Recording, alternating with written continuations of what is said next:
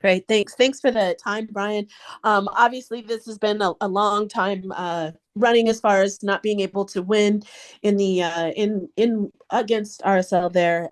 Was there anything different that you could tell that really wasn't working in this match versus past ones, past losses? Uh, Jada, that's actually a really good question to start us off because what I mentioned to the team before the game, because Albert, when we asked the players for some input, because we do that sometimes in our team meeting, Albert, when he came here last year, missed a goal, a pretty good chance. He remembers the game here last year, and he said in front of his teammates, when we get our chances, we got to make sure we score. And then on the backside of that, I said, Albert, that's a great comment. We need to, make sure that if you even get one chance away from home, you get one chance, you got to bury it. But I also said, we also have to play to a clean sheet if we want to win on the road in MLS. If you play to a clean sheet, you're guaranteed at least 1 point. And so the common thread was, last year, and look, last year, but Nuhu took a own goal, and then we gave up a goal late. And I just think that we come here, and even though we played much better in years past, Jada, I could say that the 2 goals we gave up tonight were not well-defended sequences. Yeah. And so the defending or the giving a tough opponent at home, giving them the lead is kind of the common thread in our miseries here. They score early goals, they put us behind, we have to press. It gives them a little bit of an advantage. So wasn't real pleased with the 2 goals we gave up, and a little too late.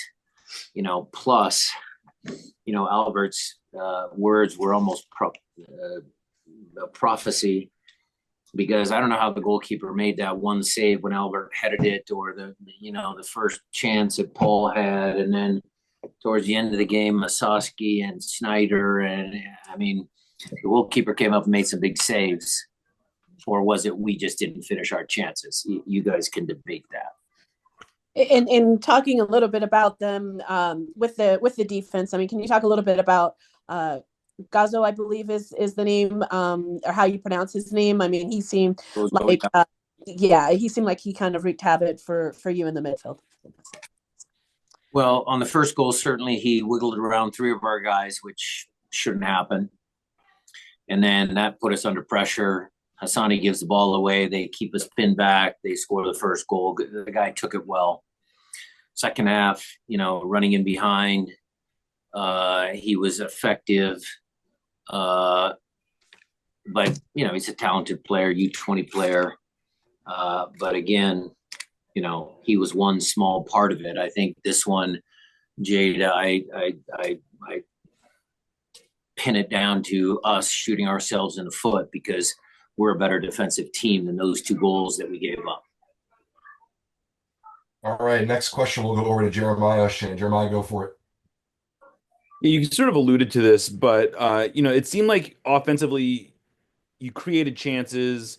I think you can say Cabral played well more than you guys didn't take your chances, but I gotta imagine that the defensive parts of it are really what bug you. And I am curious what you think, happened. It seemed like they were getting a lot of space on the counter, especially early on when you guys were seemingly, having the ball a lot more.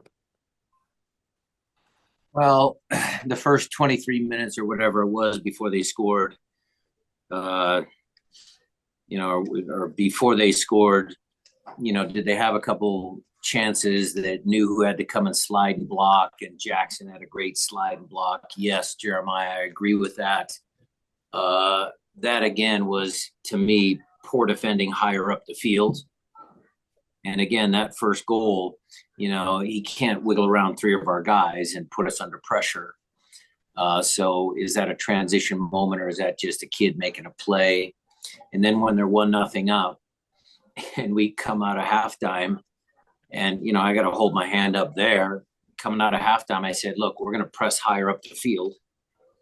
And sure enough, we go, and Paul's a little late to press the center back, the right-sided center back, and he dumps the ball in behind, and knew who gets beat, and it's Jackson's job as a center back to come over and cover. So yeah, the frustrating part of that evening was our defending. Next question, we'll go to Nico Marino. Nico, go ahead, please. Thank you, Coach.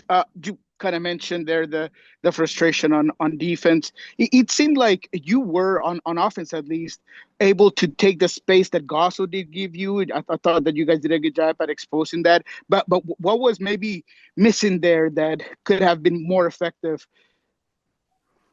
Well, if you're talking about Paul playing on the left-hand side, yes, it was very effective. We got the center back to get a yellow card early in the game. We couldn't finish that job off. Paul, when he gets down to the end line, and I can say this, but at the same time, the assist he gets to Musovski, if you're talking about, the small margins that we have in our league, their guy gets in behind. Jackson's a half a step behind. He gets behind Nuhu, but if Jackson's a half a yard higher, he's offside. Same thing with Paul when Musovski scores for 2-2. Those little things, they matter. Those are the margins in our league. But I thought Paul did a good job, but he needs to add a little bit to his game. Like he needs to, cut the ball back or back the guy up into the 18-yard box. And, look, I'm not saying that Paul Rothrock is like Freddie Montero, but Freddie Montero always figured out a way how to get his leg in there and kind of, maybe earn a penalty. I don't think we finished the job with Quentin, but we were effective on the left side. And, in the second half, I think we bounced it out. There was some good plays from the right-hand side as well. Montero's a good shout, Coach. All right, Maz, over to you, please. Hey, Brian, let me see this. So, in terms of your possession, we talked about it. You talked about it in practice and dictating. What do you think was missing in terms of in the final third? Because Asazo only got, Di Rosario, he only had 16 touches. Now, I know Musovski came in and his runs were a little bit more direct. But in referencing to what you're talking about, Paul cutting back when he's on the wing, are you missing something in terms of getting more in the box there? No, I wouldn't pin the blame solely on Osaze because, when Paul gets down to the left touch line, sometimes he can cut the ball back in between the defender's leg back to the penalty spot where Albert and trailing guys are. And I'll have to rewatch the tape to see if Paul, maybe should have tried that. Cut back instead of Osaze running to the near post, which is his job. Look, when Musovski came on, I thought Danny had a good performance, but the game was desperate. We were running in behind because we were down. So Osaze wasn't as involved in the game as I would have liked. And, those will be some of the adjustments that we try and tweak in training this week. Yeah, Brian, just to be fair, that was my point, that he only got 16 touches. I wasn't trying to say it was his fault. There seemed to be some lack of cohesiveness there. And then Alex, you switched him to center back. Again, he just shows can you talk about, what he provides for you and his versatility? Well, it's just, we were down 2-0. And so, I don't usually take Yaimar off, but, Alex there and Kalani fresh legs on the right wing. It's a real attack oriented type of formation. So the sub was due to the scoreline. And I thought Alex played really well back there. I mean, he chased back that one time, saved a goal. Mm-hmm. He's a better passer than Yaimar. So in that moment, we needed to make that change. Thanks, Coach. All right, we'll take a couple more. Felipe, go ahead, please. Thank you. Coach Brian, this was the first of 5 games that you're going to have away. And then in between, there is the Champions League against Vancouver. How do you forecast these coming games and then this other game that you have in the CONCACAF? Well, there's 2 more road games at Vancouver and in Spokane. So it's not going to get any easier, Felipe, but the guys worked hard tonight, and we'll get them together, and each game will come, and we'll do the best we can to win. Jeremiah, why don't you close us out? Yeah, I guess if you can just close it out on a general note of if you were generally satisfied with the effort and the approach to this game, and if it was just a matter of things not going your way, if there's things that you would actually second guess about this one. It's a little early for me to reflect that deep, Jeremiah. Did the guys work? Yes. Were we the smartest team in certain moments? No. Did we create chances? Yes. Could we have scored? Look, I took Yaimar out, but that first free kick that Jackson heads back to Yaimar.